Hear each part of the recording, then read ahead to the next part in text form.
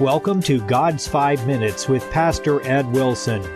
Reach him at GodsFiveMinutes@gmail.com. Now, here's Ed Wilson with God's 5 Minutes. Hello, friends.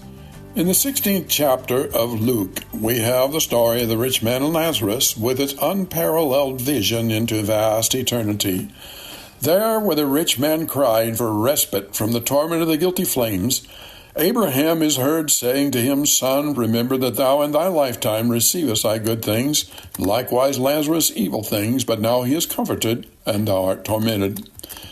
It is very striking that Christ knew all about the future and yet was all but silent in reference to it. This parable is perhaps the most definite and continuous of his words about the invisible world, yet all the while it lay there before him. But he gives us only a word or two of what he sees and then shuts it in darkness and says, You have Moses and the prophets, hear them. If these are not enough, it will not be enough for you if all the glories of heaven and all the ghastliness of hell are flashed in flame before you. Yet the two terrible words spoken in this text give us a powerful glimpse into that world beyond. Son, remember. It is the voice, the first voice, the perpetual voice, which meets every man when he steps across the threshold of earth into the presence chamber of eternity. All the future is so built upon and interwoven with the past that for the saved and for the lost alike, this word might almost be taken as a description of their whole situation, as the explanation of their whole condition. Memory in another world is indispensable to the happiness of the glad and strikes the deepest note in the sadness of the lost. Unless there were remembrance, there could be no sense of individuality. A person's conviction that he is himself is a product of remembrance. And yet for all that, when people remember there, they will remember very differently from the way in which they remember here. Let us look at these changes, constituting it on the one hand an instrument of torture, and on the other hand a foundation of all our gladness. In the other realm, memory will be so widened as to take in the whole life. Everything you do leaves its effect with you forever. Every act a person performs is eternal. We forget nothing, in the sense of not being able, at some time or another, to recall it. We forget only in the sense of ceasing for a time to have the past in our thoughts.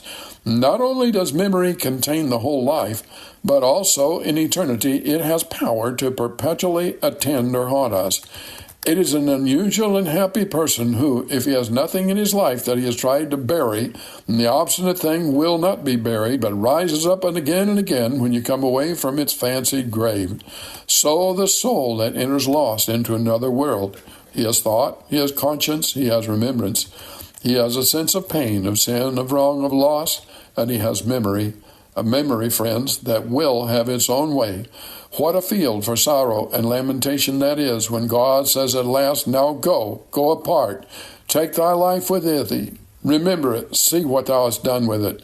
And when that verse comes, Son, remember, till the living soul of the godless, unbelieving, impenitent person, there is bound to him the dead past, his own life, or as the poet put it, which way I fly is hell, myself am hell. It is also surely true that in a future realm, memory will be associated with a perfectly accurate knowledge of the consequences and a perfectly sensitive conscience as to the criminality of the past. You'll have cause and conscience put down before you, meeting each other at last. There'll be no room then to say, I wonder how such and such a thing will work out. I wonder how such a thing can have come upon me, but everyone will have his whole life to look back upon. We'll see the childish sin was the parent of the full-grown vice, and the everlasting sorrow that came out of that little and apparently transitory root. The conscience, which becomes hardened by contact with sin, and enfeebled because unheeded, then be restored to its early sensitivity and power. Such a destiny is too awful to consider, and yet too sure to disregard. Have you talked to God today? You have been listening to God's 5 Minutes with Pastor Ed Wilson. Reach him by email at GodsFiveMinutes@gmail.com. Tune in next time to hear more encouraging thoughts from God's Word on God's 5 Minutes with Pastor Ed Wilson.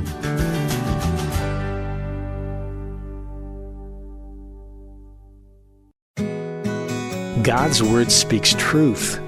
God's Word speaks life. And God's Word speaks to us today. Hi, I'm Pastor John Mehrens of the Granby Christian Church. Each week we explore God's Word together on In the Shadow of Your Wings, a radio broadcast on KNEO. Tune in each Saturday at 6:45 p.m. to hear the show. And if you ever miss it, you can always view the archive online at kneo.org. We also have the program available as a podcast as well, so you can listen anytime, anywhere. It's available from Sky High Podcast Network. I invite you to check out the show and learn more about our incredible God and how He cares for you. You can trust Him, you can depend on Him, and you can rest in the shadow of His wings.